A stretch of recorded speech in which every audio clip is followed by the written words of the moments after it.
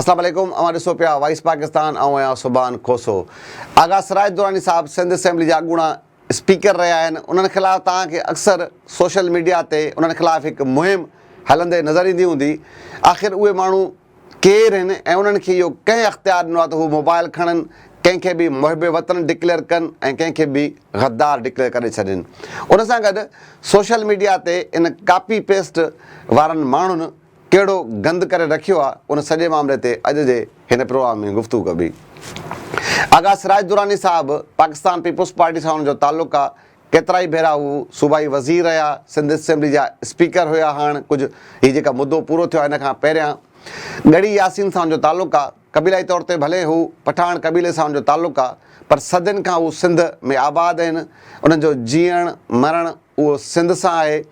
पर अक्सर तव्हां ॾिठो हूंदो सोशल मीडिया ते माण्हू उन्हनि खे पठाणनि जो एजेंट करार ॾींदा आहिनि, उन सां गॾोगॾु अफ़गाननि जो एजेंट करार ॾींदा आहिनि ऐं मोबाइल खणी तस्वीरूं ठाहे जंहिं बि माण्हुनि सां उन तस्वीरूं निकितल आहिनि उन तस्वीरनि खे रखी करे उन तस्वीरनि खे जवाज़ ठाहे इहो माण्हुनि खे ॿुधाइण जी कोशिशि कई वेंदी आहे त आगा सिराज दुरानी पठाणनि जो एजेंट आहे, आगा सिराज दुरानी सिंध जो गद्दार आहे, आगा सिराज दुरानी अफ़गाननि जो एजेंट आहे, उहो हिन मुल्क जो गद्दार आहे। मुख़्तलिफ़ जेको जंहिंखे वणे उहो दॿे था छॾनि।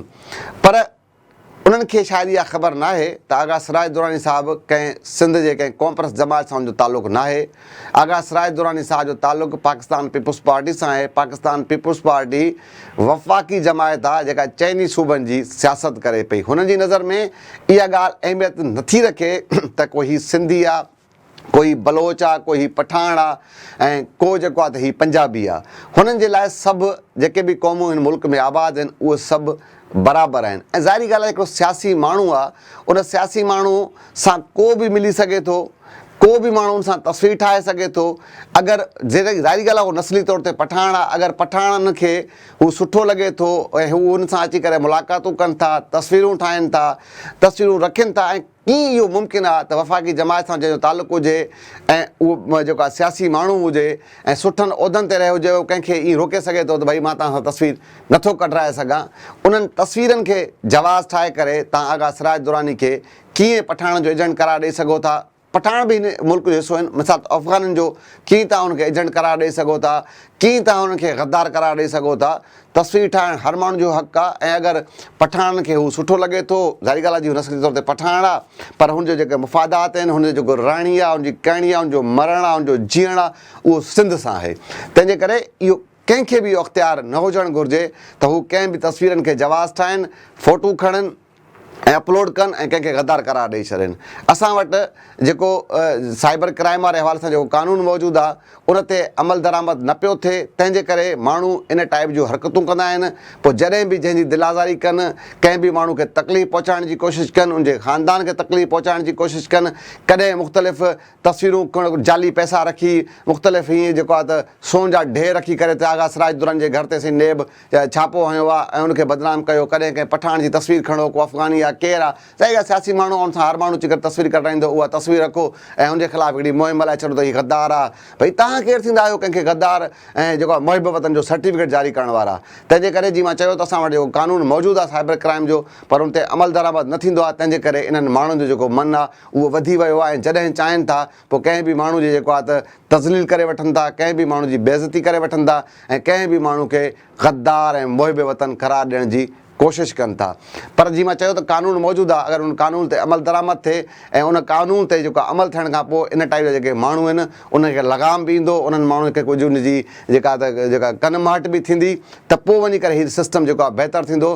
पर कंहिंखे बि इहो अख़्तियार न आहे त हू फेसबुक ते कंहिंजो फ़ोटू खणी करे, कंहिं फ़ोटू खे जवाज़ ठाहे करे कंहिं बि माण्हू खे गद्दार या कंहिं बि माण्हू खे मुहिब वतन करार ॾिए। जीअं मां चयो त आगा सिराज दुरानी साहब जी वफ़ाक़ी जमात सां तालुक़ु आहे ऐं मुंहिंजो न आहे ख़्यालु त हू कंहिं बि माण्हू सां को तस्वीर न कढाइण ऐं कंहिंखां पुछी करे जेके माण्हू पाण खे सिंध जो चैंपियन करार ॾियण जी कोशिशि कनि था या पाण खे ॾाढो कॉम्प्रेस करण जी कोशिशि कनि था, उन्हनि मुंहिंजे ख़्याल में उन्हनि खां आगा सिराज दुरानी खे कंहिं तस्वीर कढाइण महिल पुछण जी ज़रूरत महसूसु न हुजणु घुरिजे, न ई थियणु घुरिजे।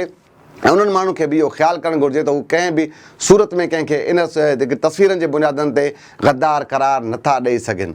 उन सां गॾु ऐं ॿियो जेको इशू आहे जेको मां ज़िक्र कयो इंट्रो में, असां वटि कापी पेस्ट वारो जेको जहान आहे उहो तमामु घणो आहे। फेसबुक ते हिकिड़ो माण्हू का बि शइ खणे थो बिना सम्झण सोचण जे रखी थो छॾे, त जॾहिं उहा नज़र मुंहिंजी नज़र कंहिं ॿिए जी नज़र ताईं उहा शइ पहुचे थी, बजाए जो असां हुनजी का तस्दीक कयूं, किथां जांच कयूं त भई रखण वारो माण्हू केरु आहे, को ऑफिशियल पेज आहे, कंहिं न्यूज़ जो ऑफिशियल पेज आहे, कंहिं सुठे कंहिं सहाफ़ी जो ऑफिशियल पेज आहे, या फेक आहे या कीअं आहे, बसि असां खणूं था ऐं खणी करे ठकाठक उहो अपलोड था करे छॾियूं।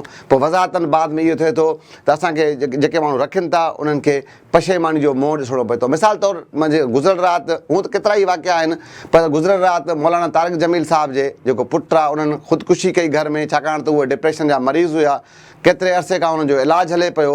हुननि जेको आहे त ख़ुदकुशी कई, उन ख़ुदकुशी खे जेको आहे त मौलाना तारिक जमील पाण ट्वीट करे ॿुधायो त भई मुंहिंजो पुटु हुयो, उन हीउ वाक़ियो थी वियो आहे। उन्हनि वज़ाहत न लिखियो छा थियो आहे, पर अची करे कंहिं चयो उनखे हमिलो थियो आहे, दहशतगर्दनि क़तलु कयो आहे, कंहिं चयो जेड़ में मारिजी वियो आहे, कंहिं चयो आहे। आख़िर उन ख़ानदान जे माण्हुनि खे मजबूर थी करे हिकु वीडियो रिकॉर्ड करे उन्हनि ॿुधायो त भई असांजो भाउ बीमार हुयो, ऐं तारिक जमील जे पुट जे वॾे पुट जी जेका वीडियो आई आहे जेका हाणे मार्केट में आहे, उन्हनि चयो त भई असांजो भाउ बीमार हो, उनखे तकलीफ़ हुई, तंहिंजे करे घर में कोई न हो, उन्हनि गार्डन खां पिस्टल वठी करे या हथियार कुझु वठी करे पाण खे मारे छॾियो आहे। चवण जो मक़सदु आहे त असांजा जेके माण्हू आहिनि सोशल मीडिया जा खोड़ बहितर पहलू बि आहिनि, बहितर पासा बि आहिनि, ऐं शर्त सिर्फ़ु इहा आहे त असां उनखे बहितर अंदाज़ में इस्तेमालु कयूं। ख़ासि तौर ते उन्हनि दोस्तनि खे इहा गुज़ारिश आहे जेके बिना सम्झण सोचण जे इन पोस्टनि खे शेयर कंदा आहिनि, उन सां घणो कुझु ख़राब बि थींदो आहे। तंहिंजे करे सम्झी सोचे ख़ासि तौर ते उन्हनि जेका पेजिस उन्हनि अकाउंट्स खां शयूं शेयर कयो जेके ऑफिशियल हुजनि, जेका को ज़िम्मेवार माण्हू जॾहिं कंदो त उनजी ज़िम्मेवारी हूंदी ऐं उहो